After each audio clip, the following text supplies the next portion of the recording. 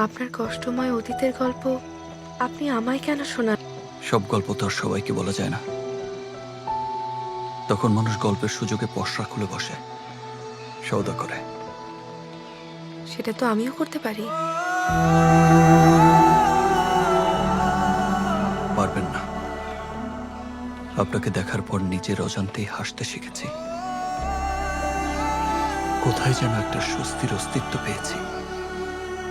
একটা মানুষের জীবনে সুখ সবচাইতে চঞ্চল অতিথি। তাকে পরম যত্নে ধরে রাখার কৌশলটা আমার জানা নেই। আপনি আমার দায়িত্ব নেবেন?